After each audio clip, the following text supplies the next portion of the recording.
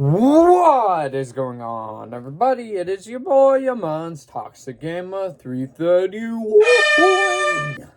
Back at it with another video. And today we are going to be doing my May 2023 monthly check. And if you guys are new to the channel and do not know what my monthly check is, every single month, at the end of every single month, like either the last day of the month or the day of the new month afterwards, you get it. I rank all the movies I've seen this month in like new releases and also movies that are classics that people haven't seen before and rank them from the worst to the best. We do my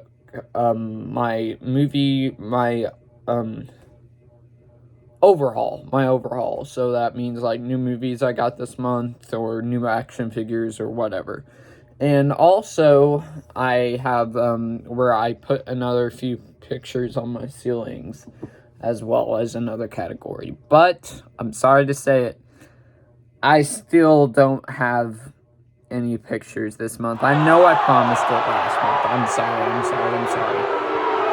But this month, I will try to get some out. I can't guarantee it, but I will try to get some pictures out. But with that being said, before we get into the actual video itself, guys, don't forget to subscribe if you're new to the show, because number one, it's absolutely free. Number two, we're on the road to 200 subscribers, just 79 away now, I believe. And it really help out your boy if you did subscribe. Don't forget to like the video if you like my toxic monthly checks. Don't forget to ring the bell for notifications and notification when I upload. Also, do share the video because that'll also help me out. And do feel free to comment as well. And I will also say that I will not be going into spoilers for these movies, so just wanted to point that out if you're worried about spoilers. I'm not a person that spoils, unless if it's a spoiler review, and this is not a spoiler review of them. So before we do it, I just gotta take a drink of water. Alrighty then. Okay, so this is going to be probably my shortest monthly check yet, because this month I have only seen 6 movies. 5 of them being new releases, and one of them being a movie that I haven't seen before that everybody loves. So would just like to point that out, and my overhaul is quite small too. So yeah, this should be a quick one. Alright. So for the bottom of my list in 6th place, for my least favorite of the month of this to watch was Hypnotic, the thriller with Ben Affleck, where he is hunting down a serial killer. Yeah, a serial killer, or like a very, how do I explain it? Yeah, I would say he's a serial killer, like hunting down a serial killer that has hypnotic abilities. So he's trying to hunt him down, and he thinks that there's a connection with him to his daughter, where he thinks that he stole his daughter. So that's what's basically going on here, and yeah, this movie, I think, is my second least favorite movie of the year so far, if I had to choose one. It's just, I don't think it's utterly bad. I think it's okay, but at the end of the movie, I was just so confused, because this is a movie that messes with your head a lot, and you're going like, what? I'm so confused now, and it did that way too much for me. Ben Affleck's fine as the main the main character. Ben Affleck's usually a really good actor, so yeah, he was fine in the main role. The villain in this I dug quite a bit. I forgot what the actor's name was, but he was in the opening scene of The Dark Knight, like the owner of the bank or whatever. So he's the villain in this. And what other stuff can I say about it? Some of the twists that it take are quite out of the blue, and you didn't know that was going to happen. And then like I said, most of the twists are pretty, like, confusing for you. So Hypnotic is 6th place. Not a bad movie by any means, but I would say it's, like, okay, because I was super confused by it.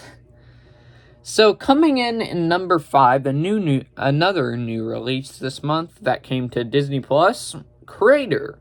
If you guys do not know what Crater is, excuse me, I was just burping. Well,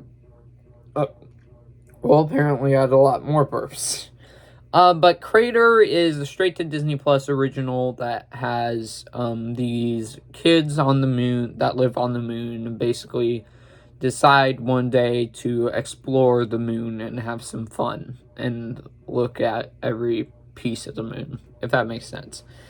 And this movie, the trailers didn't look that good, but I finally watched it, and it was very surprising. I thought it was going to be way worse, because usually most of the crap Disney Plus puts on there, it's really like, ugh, it's meh.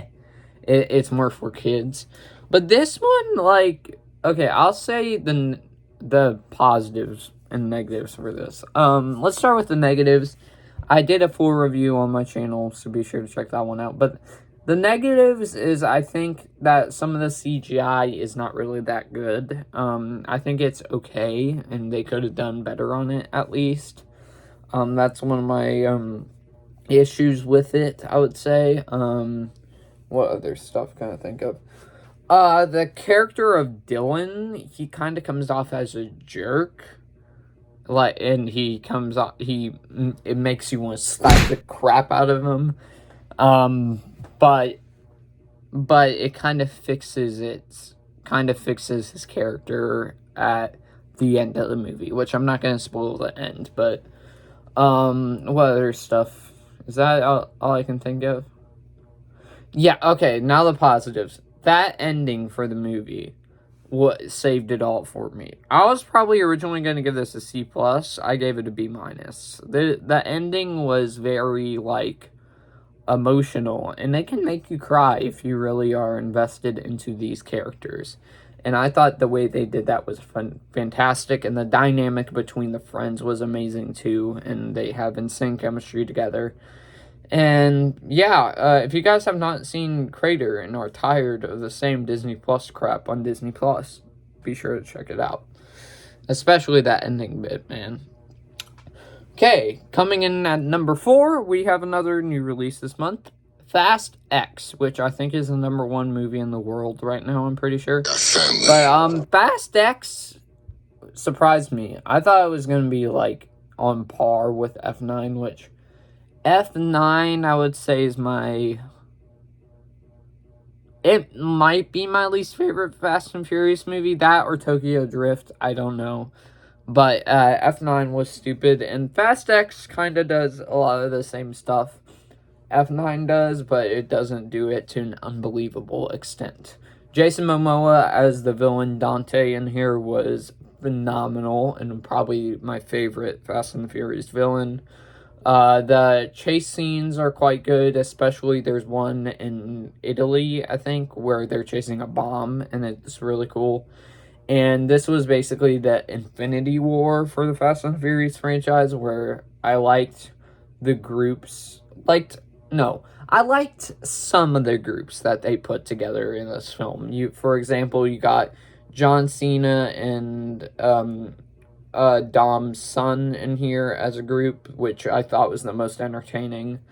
Then I would also say Roman, Han, Tez, and Ramsey was another fun group. There's a funny scene in here that I won't get into spoilers about, but there's a funny scene later on that I mentioned in my spoiler review, so that kind of got a chuckle out of me. Dom is by himself, which I thought was okay. I thought that was an interesting idea. And there's also Cypher and I forgot what her name, Letty as a group too. But I would say my only issues I have with this is the family in this becomes way too big. It's like pretty much the whole entire universe in Endgame might be family at this point, because the family is humongous now. What other negatives can I think of? Also, it ends off a cliffhanger. I'm not going to say what, but it ends off a cliffhanger that you're going like, oh, why'd you have to end it right there? So, yeah, there's that. And, yeah. What other stuff in here? There's also some other new characters, too. There's a bunch of new side characters in here, like Brie Larson. I thought her character was quite cool. And I forgot what the dude's name was, but the guy that plays Jack Reacher, his side character is actually quite good in here as well. And, yeah. Fast X coming in at number 4. Coming in at number 3, the only movie I saw this month that was a classic that everybody else has seen, but I had not seen. And that is Big Trouble in Little China. So if you grew up before Mortal Kombat was a thing, this was basically your original Mortal Kombat. And then when you grew up on the Mortal Kombat games, probably you after playing the games, you watch this movie and you're going like, this is a lot similar to Mortal Kombat. That's probably what you would go like. And this is really, I think it is inspired by Mortal Kombat. No, this inspired Mortal Kombat. And this movie was a lot of fun, gotta say. Kurt Russell as the lead role was charismatic, and I enjoyed that quite a bit. The fight choreography, I forgot what the specific fight name was, but the karate and stuff, that the fight choreography is quite good in this film. There's also a bunch of there's a bunch of points in this that give you 80s nostalgia, or is it 90s? I forgot what it was, but it was either 80s or 90s. It gives you those points of nostalgia in this. And yeah, I don't have anything specifically wrong with the movie. I thought it was a fun time, and it's not trying to go for anything big. It's trying to go for B+, which it knows what the type of movie it is, which that gives it another point. So coming in at number 2, I have the movie I just saw yesterday, The Little Mermaid. Sha-la-la-la-la-la, my oh my, and the boy sky, you got to kiss the girl. I don't know why. I just sing songs for movies. I thought it would be fun. Anyways, the girl that played Ariel was phenomenal in this film. Absolutely phenomenal, I should say. And I think she's definitely should get, like, Best Actress award, maybe. What other stuff in here is great? The music, all the music and the musical numbers in this are enjoyable and watchable, and I can't wait to get the soundtrack for that, because I'll probably blast that. Yes, I'll blast a Little Mermaid soundtrack in my car when I get one. So, yeah, I'll do that. Melissa McCarthy as Ursula, even though there's some moments where you can feel the Melissa McCarthy-isms, it doesn't take away from the Ursula, and she's quite good in this. And I thought that so I was hesitant when I saw Sebastian, like a poster for Sebastian on one of the Little Mermaid posters, and I was hesitant that was going to distract me the whole entire time during the movie, and luckily it didn't. As when the movie started to go, it didn't bother me as much, and the main actor was funny and was a great choice to voice Sebastian. And then Awkwafina as Scully was okay, and also the prince was okay. But the way I think the negatives are, this I think should have been a little tiny bit shorter. I don't think it should have been like drastically shorter, but it should have been shorter. Flounder in this looks creepy as all heck, and how they use him as well is weird. But the actor that voiced him was fine. It's just that how they use Flounder in this. And yeah, I would say it's tied with the original. I think the original gets a slight edge, but this one is still great, though. And with that being said, coming in first place, drum roll please, Guardians of the Galaxy Volume 3. As of right now, if you watch my regular review or spoiler review, this is my second favorite movie of the year so far. And the only movie besides John Wick this and John Wick Chapter 4 are the only movies I gave, like, A's for this year so far. And this, I thought, was a perfect send-off for the Guardians. All the characters get even more character development than they did in Guardians of the Galaxy Volume 2 and the Guardians of the Galaxy Holiday Special. They get insane character development, especially Rocket. Rocket was a standout in this whole entire movie and was great that they kind of made him the main star of the movie. And, and it's sad how they explore his backstory in this film, because he has one of the most tragic backstories out there, probably, and you really feel for him. Nebula has great character development. Mantis has great character development. Star-Lord gets great character development. I could go on and on and on, and all the characters in here, great stuff. And can I think of any negatives, really? Oh, I have a more mixed. How they use Adam Warlock to make him kind of High Evolutionary's puppet in this was, I thought Will Poulter was fine in the role. It's just how they use Adam Warlock was kind of iffy for me. And High Evolutionary was a good villain, because I never viscerally hated a villain until I watched this movie. I hated him. So that's a great positive thing to say. And, yeah, if you want more in-depth details, be sure to check out my Guardians 3 regular review and spoiler review if you want my spoiler thoughts. So, yeah, that is the list done. I know, and even though that's the shortest list, I kind of talked about those movies for a while. I know I did. But for now, we are moving on to my overhaul, which I have a short overhaul, and also I have no pictures on the ceilings, which I will try to get done next month. It might not happen, just saying. But let's start off with movies that I actually got, and I didn't borrow. And I am allowed to watch all the movies that I borrowed, by the way. I've seen them all, so yeah. So first up, I have...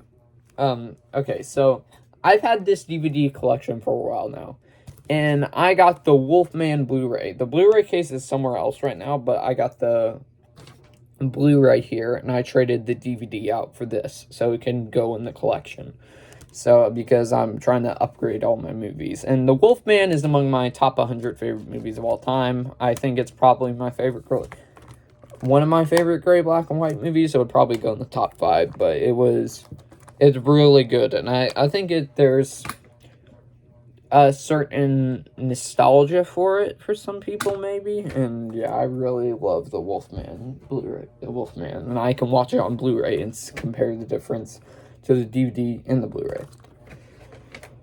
Then, to the movies I borrowed, we got Pacific Rim, the 3D version Blu-ray. Pacific Rim is toxic goodness movie, meaning that there's some stupid moments in there, but stupid moments that are stupidly good. And it's basically battle mechs versus kaijus in American movies. Pacific Rim Uprising I only ever watched once, and it's not as good as the original, that's for sure. The magic's still there in some scenes, but it isn't all the way there. Okay, this is weird, because I'm the only one that, like, kinda enjoys this movie, I would probably say. I would put it in the good, I think. Not good. I don't know. Maybe okay. I'll put it in okay.